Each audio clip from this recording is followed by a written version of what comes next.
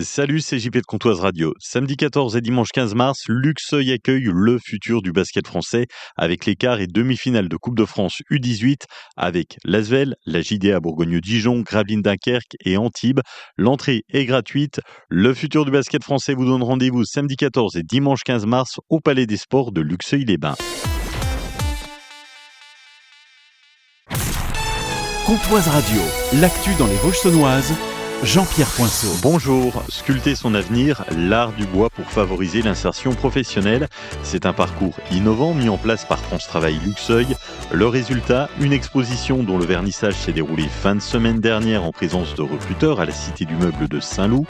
Jean-Philippe Suzan, directeur de l'agence France Travail Luxeuil. Aujourd'hui, on vient de vivre un événement tout à fait particulier et innovant dans la façon qu'on peut avoir de rencontrer les employeurs. On a utilisé l'art pour accompagner tout un panel de demandeurs d'emploi, pour les remobiliser sans doute et puis pour les aider à savoir s'exprimer, savoir s'extérioriser, montrer qui ils sont par l'écrit. En l'occurrence, l'idée c'était ça, c'était de les faire s'exprimer devant un parterre d'employeurs. Sandrine est art-thérapeute à Luxeuil, elle est à l'initiative des ateliers. J'ai accompagné les personnes en fait à se découvrir par le processus de l'écriture créative, en jouant avec les mots, en découvrant de la poésie qu'ils n'avaient pas forcément l'habitude de découvrir, en leur apprenant à se mettre en lien ensemble et puis à être à l'écoute de leur cœur. Ça a été 8 ateliers de 3h30 chacun. Parmi les demandeurs d'emploi qui ont participé, Laurent de Fontaine-les-Luxeuil. Ça m'a apporté énormément de bien, de relations humaines surtout, de savoir écouter les autres sans les juger et d'apprendre à se réunir ensemble pour déjà avancer dans un projet. C'est ce que je pense parfois peuvent demander des employeurs à des salariés, c'est-à-dire de tous avancer dans le même sens, d'aller dans la direction dans laquelle l'entreprise a décidé d'aller et ainsi de pouvoir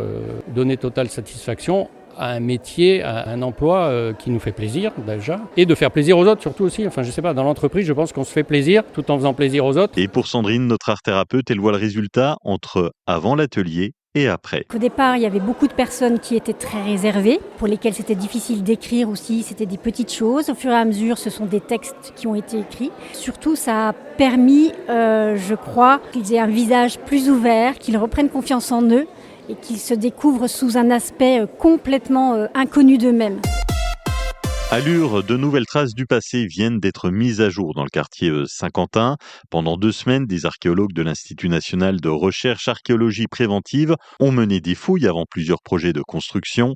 Sur place, ils découvrent des fondations de murs, des morceaux d'amphores et de céramique gauloise, des indices qui confirment la présence d'une vaste villa gallo-romaine occupée dès le 1er siècle. 3 petits bâtiments et un puits ont également été repérés. D'autres fouilles pourraient être menées dans le secteur où le potentiel archéologique reste important. La région Bourgogne-Franche-Comté débloque plus de 280 millions d'euros d'aide pour soutenir entreprises et collectivités. Plusieurs projets concernent directement la Haute-Saône. À Lure, 600 000 euros sont accordés pour la construction d'une nouvelle école maternelle en ossature-bois. À Luxeuil, plus de 330 000 euros financeront la création d'une crèche de 24 places. Et près d'1 600 000 euros serviront à rénover un bâtiment du pôle universitaire de Vesoul, à l'IUT de Vévray-Montoy. La région soutient également la culture avec par exemple une aide pour le festival Musique et Mémoire dans le pays des 1000 étangs. En Haute-Saône, un médecin retraité est poursuivi pour avoir continué à exercer. Le docteur Patrick Laine, ancien généraliste à Saulnot, entre Lure et Héricourt, a été convoqué devant le conseil régional de l'Ordre des médecins à Dijon. Retraité depuis 2021, il reconnaît avoir continué à recevoir certains anciens patients et à leur délivrer des ordonnances, expliquant avoir voulu répondre à des situations d'urgence. Une démarche dénoncée par plusieurs confrères. Le praticien est poursuivi pour exercice illégal de la médecine. La décision du conseil de l'Ordre est attendu dans un mois environ. Dur week-end pour nos équipes seniors de Luxeuil Handball en pré-national. Les filles s'inclinent à l'extérieur, 32-25 contre le Pays de Montbéliard. À la maison, les garçons s'inclinent d'un petit point contre Marsanais. Les Luxeuviens devront réagir pour sortir du bas du tableau et de la zone de relégation. Prochaine rencontre ce week-end. Cet après-midi, un ciel voilé dans les Vosges saunoises, 16 degrés au Val d'Ajol et Fougerolles, 16 à Saint-Loup, Sceaux, Calmoutier et Luxeuil, 17 à Lure et au Val de Gounan. Demain, un ciel nuageux, quelques éclaircies, 13 au mieux le matin et 14 l'après-midi. Belle journée sur Comptoise Radio.